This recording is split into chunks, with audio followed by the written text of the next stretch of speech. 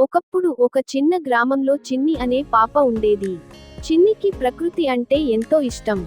ప్రతిరోజు స్కూల్కి వెళ్లి తిరిగి వచ్చిన తర్వాత ఆమె పక్కనే ఉన్న మామిడి తోటలో గడిపేది. ఆ తోటలో పెద్ద పెద్ద మామిడి చెట్లు ఉండేవి. వేసవి కాలంలో పచ్చిక మామిడ్లు చెట్లను ముంచేస్తూ అందంగా కనిపించేవి. ఒక రోజు చిన్ని తోటలోకి వెళ్తుంటే ఓ వింత దృశ్యం చూసింది. ఒక చిన్న బంగారు మామిడి చెట్టు.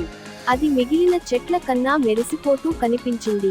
ఆశ్చర్యపోయిన చిన్ని చెట్టు దగ్గరికి వెళ్ళింది. అప్పుడే చెట్టు మాట్లాడింది. హాయ్ చిన్ని, నేను మాయాల మామిడి చెట్టు. నన్ను నమ్మిన వారికి మాత్రమే నేను కనిపిస్తాను అని చెట్టు చిరునవ్వుతో అన్నది. చిన్ని ఆశ్చర్యంతో, నిజంగా మాట్లాడుతున్నావా అని అడిగింది. అవును, నీవు నిజాయితీగా, దయతో నడుచుకుంటే నేను నీకు ఒక ప్రత్యేక బహుమతి ఇస్తాను అని మామిడి చెట్టు చెప్పింది. ఆ రోజు నుండి చిన్ని ఇంకా మరింత మంచి పనులు చేయడం మొదలు పెట్టింది. స్కూల్లో స్నేహితులకి సహాయం చేసింది. ఇంట్లో అమ్మానాన్నకి పనుల్లో చేయూత ఇచ్చింది. పాపాల్ని నవ్విస్తూ ఉండింది. ఒకరోజు మామిడి చెట్టు మళ్ళీ కనిపించింది. నువ్వు నిజంగా మంచి పనులు చేశావు చిన్ని.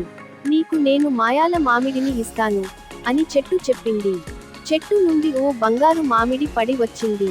చిన్ని దాన్ని తీసుకోగానే ఒక్కసారిగా ఆ మామిడి పెద్ద పుష్పంగా మారిపోయింది. ఆ పుష్పం నుండి వజ్రాలు, ముత్యాలు, రంగురంగుల పండ్లు రాలాయి.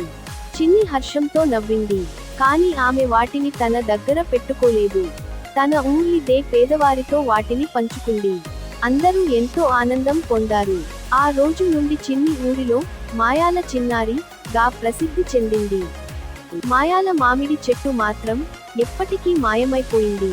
కానీ చిన్ని మంచి పనులే నిజమైన మాయలు అన్న విషయానికి అందరికీ చాటి చెప్పింది.